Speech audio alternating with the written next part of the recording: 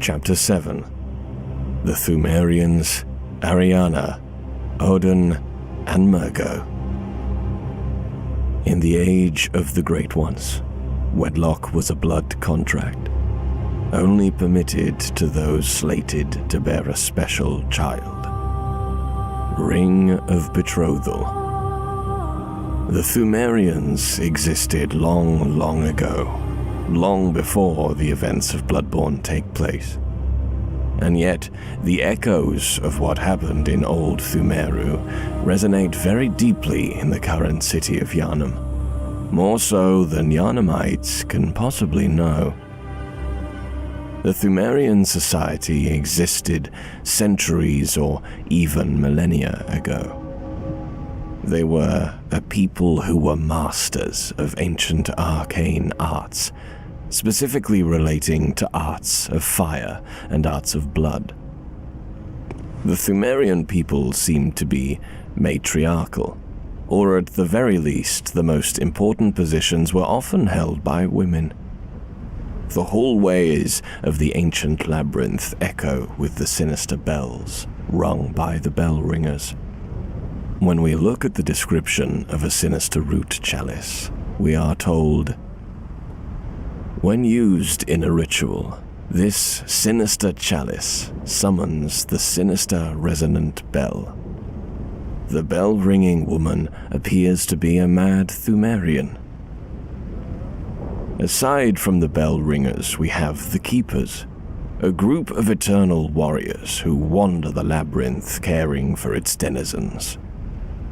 The Bone Ash armor states, the Keepers who mined the slumbering Great Ones gained eternal life, preserved in ashen form in a ceremony of flame that created body and soul. These women clearly held positions of importance, and we do know they are women despite their masks, as the voice clips they play during their combat and death animations are that of a female voice actor. Finally, we have the Pthumerian Queen. Originally, the Pthumerian people had no ruler. They worked as simple caretakers of the ancient labyrinth. The Great Pthumeru Ihil Chalice. While early Pthumerians were mere humble guardians of the slumbering Great Ones, their descendants felt entitled to name themselves a leader. As Pthumerian society advanced, they grew into a more stable society, with a queen as their figurehead. The capital of Pthumeru, Ihil, was named after one such queen, possibly the first. However, it is the last queen of Pthumeru, Yharnam, who will be the focus of our analysis. As for the men of Pthumerian society, they seem to provide more of a workforce and military for Pthumeru. The Hintertomb Chalice tells us, Hintertombs are the peripheral catacombs of the old underground labyrinth. To this day, the Watchers continue to expand the Hintertombs, unceremonious catacombs filled with graves and death. Indeed, very often will the clanging sound of a pickaxe fill the player's ear as the undead Pthumerians toil away to expand the labyrinth further and further. They are overseen by the Watchers, fat and girthy men wielding cudgels, cleavers, burning irons, and even shotguns. There are also the Shadows of Yharnam. First encountered in the Forbidden Woods, the Shadows are presented to the player far before we know of the Queen's true name. The only two places the Shadows are found are in the Forbidden Woods and in the Nightmare of Mensis, both times in places very close to Queen Yharnam herself. Interestingly enough, if the PC hunter wishes, They can lure the man-eater boars into the shadows found in the Nightmare of Mensis. The shadows will fight and kill the pigs, while some of them will die in the process. The shadows do not appear to be aligned with the School of Mensis at all. According to the Oxford English Dictionary, the word shadow has many definitions, the most lesser used being an inseparable attendant or companion. It's a very clever use of ironic wordplay by From Software to introduce the players first to the shadows of Yharnam, leaving them to naturally associate the shadows as being associated with the city Yharnam, as opposed to the Queen. The Pthumerians were, as the chalices imply, superhuman beings. They were close to the Eldritch truth and achieved evolution and metamorphosis through the use of blood ministration, as evidenced by the fallen Pthumerian city Loran. According to the ailing Loran chalice, the tragedy that struck this ailing land of Loran is said to have its roots in the scourge of the beast. When the PC hunter travels to the ruins of Loran, they find a city that in many ways resembles Old Yharnam. It is a place ravaged by the scourge of the beast, as the vast majority of its inhabitants are either mindless beasts or mad bell ringers. There is even a dark beast, the mightiest of the beasts, that lurks on the lowest level of the fallen city, just as there is one that dwells in Old Yharnam. In Old Yharnam, the scourge of the beast was a result of the rampant blood ministration by the then newly founded healing church in an attempt to cure the horrible disease Ashen Blood. The lower Loran chalice states, "There are trace remains of medical procedures in parts of ailing Loran. Whether these were attempts to control the scourge of the beast or the cause of the outbreak is unknown." We can now put the pieces together and see that what the player is currently experiencing in Yharnam once occurred a long time ago in ancient Pthumeru. Through the use of the old blood of the Great Ones, the Pthumerians were able to ascend and evolve. And yet, with the tainted blood came the scourge of the beast, and possibly even what we would refer to in the modern era of Bloodborne as a hunt, along with a blood moon. This brings us back to the Queen. When the red moon hangs low, the line between man and beast is blurred, and when the Great Ones descend, a womb will be blessed with child. A note found in the Bergenworth mansion. The PC hunter first encounters Queen Yharnam after the death of Rom, the vacuous spider. The most immediately horrifyingly apparent feature of the Queen is the blood staining her stomach. It's a sickening moment for the player. At least it was for me. She is found at the bottom of the Moonside Lake, having seemingly appeared out of nowhere, staring up at the sky and weeping. There, the PC hunter sees the blood moon for the first time and hears the cry of a newborn baby. In ancient Pthumeru, the scourge of beasts ravaged the land. It must have been then that the blood moon arose, perhaps for the very first time, and a womb was blessed with child. It's unknown if Yharnam was impregnated by the Great Ones specifically because she was queen, or if she was simply a woman chosen at random. But she is most assuredly assumed to have been, in that hunt, the potential mother of a Great One. As we can see from the blood-stained rags around her stomach, the birth did not go well. Let us now jump forwards, hundreds of years back into present-day Yharnam, and discuss Arianna. The PC hunter encounters Arianna living in the cathedral ward of Yharnam. The Lady of the Night mistakes the hunter for a potential customer and sends them away, telling them that she takes hunts off. Once the PC hunter has defeated Vicar Amelia, they can convince Arianna to seek shelter in either Oedon Chapel or Yesefka's clinic. Sending her to the clinic will end all further interaction with her, while sending her to the chapel will allow the PC to encounter and speak with her further.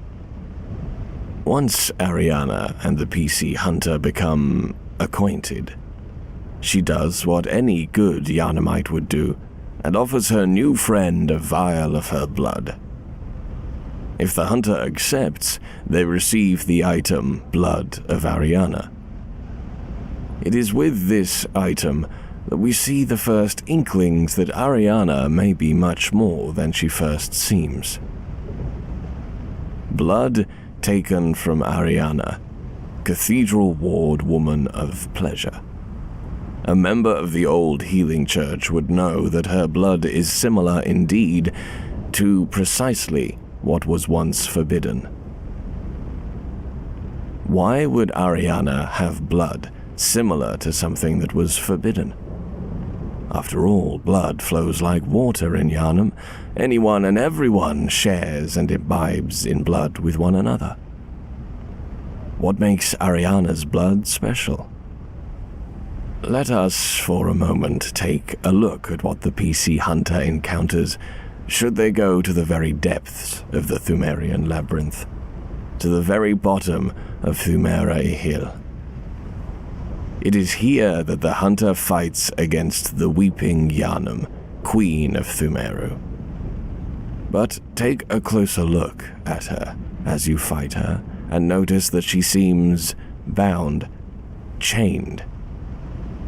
There is cloth bound around her eyes, blinding her, and her wrists have been tightly chained together to keep her movement restricted. She is restrained for apparently good reason. During the fight with Yharnam, she will free herself from bondage and display a mastery over blood that can only possibly be defined as magic. She melts into blood, using it to travel distances. She uses blood to create false copies of herself. She sprays blood from her fingertips. She stabs herself through the wrists and chest in order to summon blades of blood that swing through the air and impale the hunter. Returning back to Arianna, one only needs to take a brief look at her features to see the similarities between her and Queen Yharnam. Where do these similarities come from? From Cainhurst.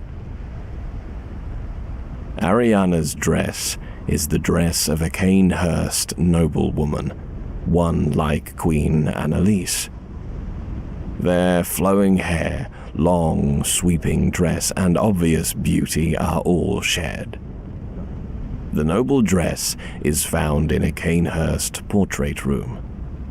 There are many portraits of nobles, and one of a tall, crowned woman in a grey dress, holding a blonde child. Perhaps Arianna is a descendant of the Queen Annalise, who had imbibed in Yharnam's forbidden blood. Or if not royalty, perhaps she simply has Cainhurst blood in her genes. Either way, her blood is forbidden. If the PC hunter has also rescued Adela the Nun in addition to Arianna, they may notice that when talking to Arianna in the Oedon Chapel, if they angle their camera to the side, they can notice that every time they speak to Arianna, Adela will rise from her seat to stare and watch the conversation. When the hunter finishes speaking to Arianna, Adela will immediately look away and pretend as if she wasn't watching.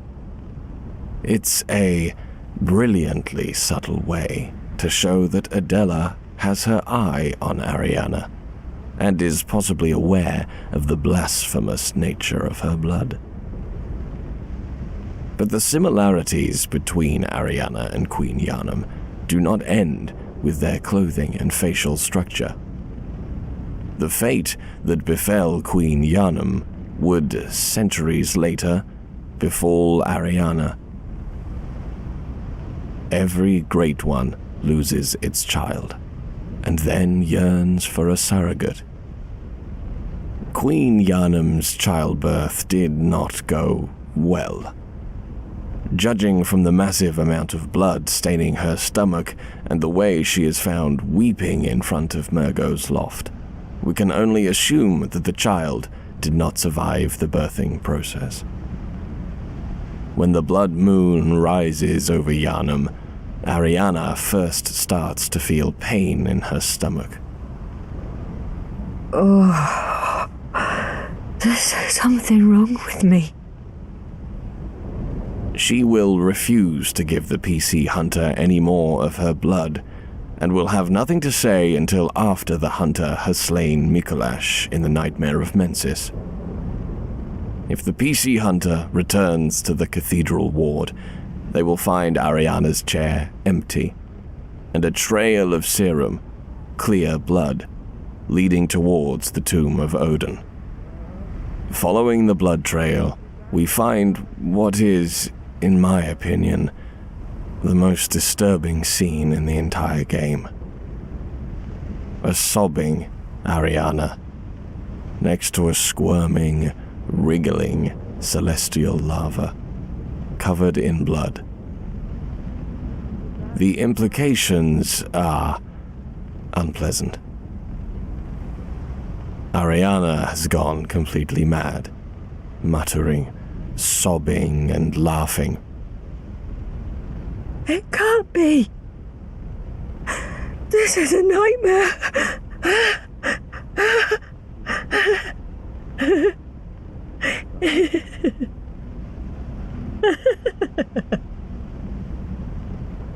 The lava will do nothing but squirm pathetically at her feet until the hunter kills it. A single attack from any weapon will do the trick. Recovered from the dead creature is an umbilical cord.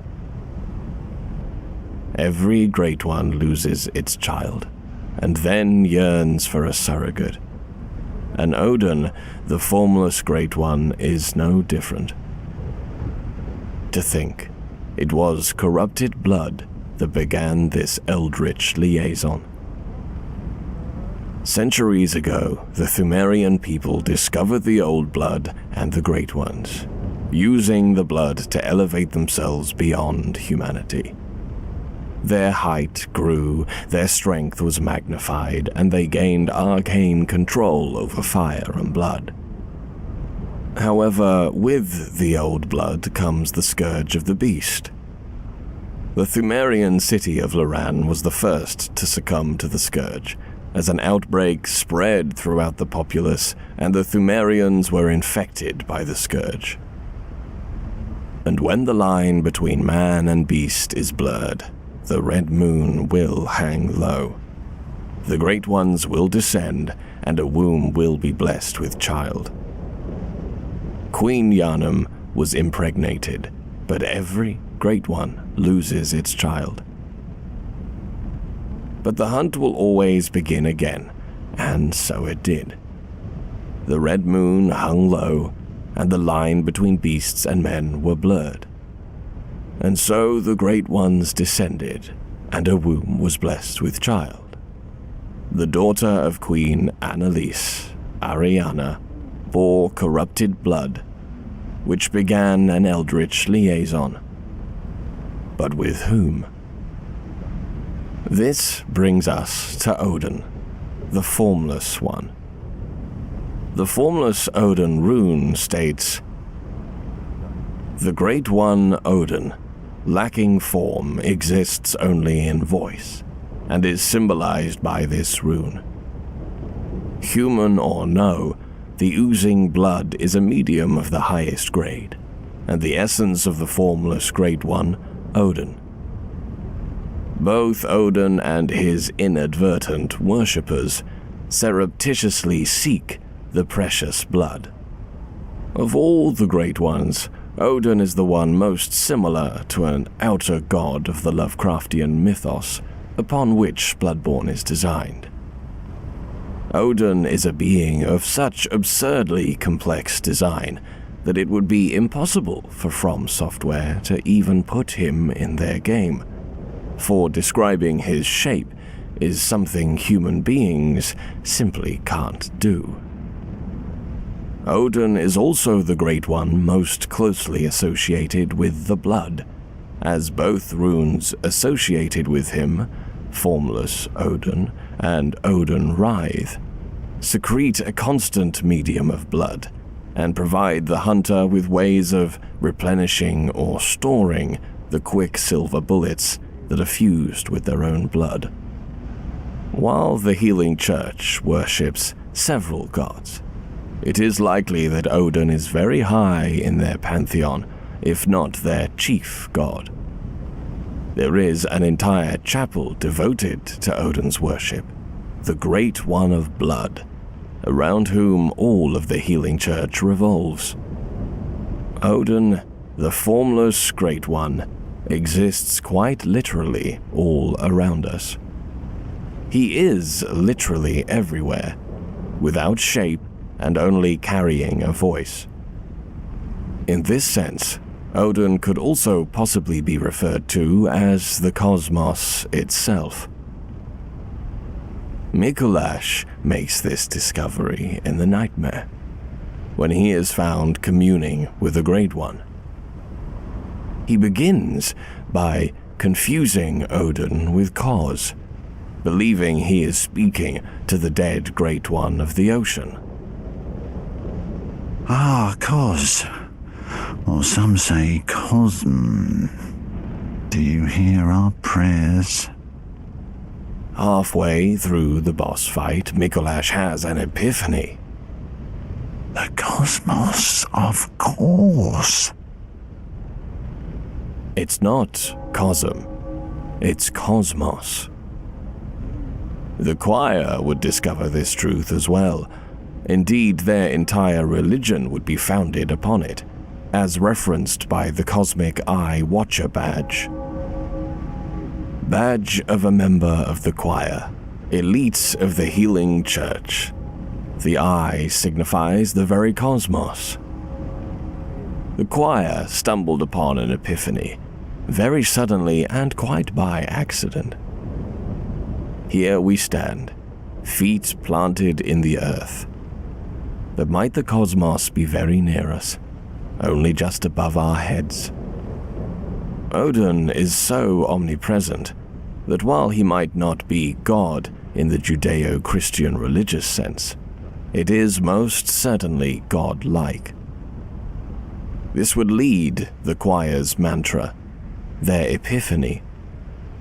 The sky and the cosmos are one. The early Healing Church had believed that the Great Ones were associated with the water, as this had been where Kos was found. The choir, however, concluded that it was not the sea that linked them to the Great Ones, but the very cosmos itself, Oedon. It was Oedon who impregnated Queen Yharnam, and it was Oedon who impregnated Arianna. The vast majority of players will first encounter the crying of a baby when they are first presented with the blood moon after the death of Rom, the vacuous spider. It is at this point that the line between the waking world and the nightmare begins to blur. The blood moon hangs low. The amygdala become visible. and the constant crying of a baby will begin to follow and haunt the PC hunter as they struggle to understand what is happening. Many players know that it is possible to see the amygdala before the blood moon rises, if they have at least 40 insight. But did you know it's also possible to hear the crying baby before the death of Rom as well? I discovered this when I decided to start with 99 insight and see if anything happened differently. What I discovered is that if the PC hunter has an insight above 60, they can hear the crying baby even before the blood moon has risen. This would seem to imply that the baby exists far before the Mensis ritual takes place. Every Great One loses its child, and Mergo, Queen Yharnam's child with the Great One, was lost as well. When we encounter Queen Yharnam in the Dreamlands, it looks almost as if her stomach has been ripped open, a child torn from her womb. But when we encounter her in the bottom of the Pthumerian labyrinth, she is noticeably still swollen with child. Upon her death, she drops the Yharnam stone. In it, we see the outline of a fetus. Roughly 1% of pregnancies are ectopic, a complication in pregnancy meaning that the fetus begins to develop outside of the uterus. Of ectopic pregnancies, 1% of them are abdominal, in which case the fetus develops in the abdomen of the mother as opposed to the womb. When one of these pregnancies fails and the fetus dies, it begins to slowly calcify and harden. The fetus can remain in the mother for years. In many cases, the fetus remained calcified and hardened inside of the mother for decades after its death. These fetuses are called lithopedions, or stone babies. This is what the Yharnam stone is. The calcified corpse of an unborn Great One, Mergo. Stillborn, the only thing that would be salvaged from Mergo would be his umbilical cord. Found from the defeated boss fight, Mergo's wet nurse, the cord reads, "A great relic, also known as the cord of the eye. Every infant Great One has this precursor to the umbilical cord. Every Great One loses its child and then yearns for a surrogate. This cord granted Mensis audience with Mergo, but resulted in the stillbirth of their brains.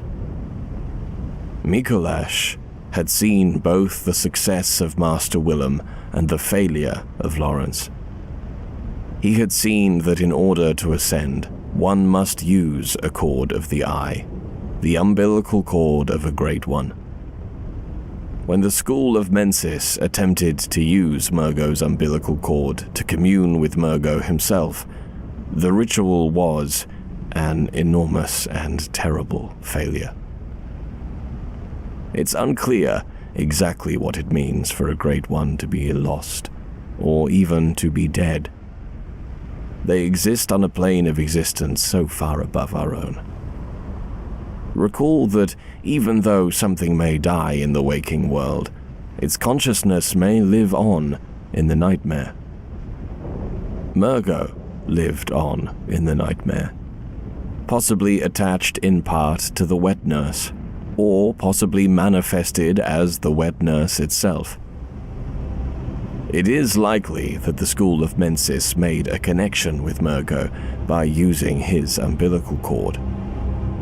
But what they found was an eldritch concept of death so inconceivable that it resulted in the obliteration of their minds.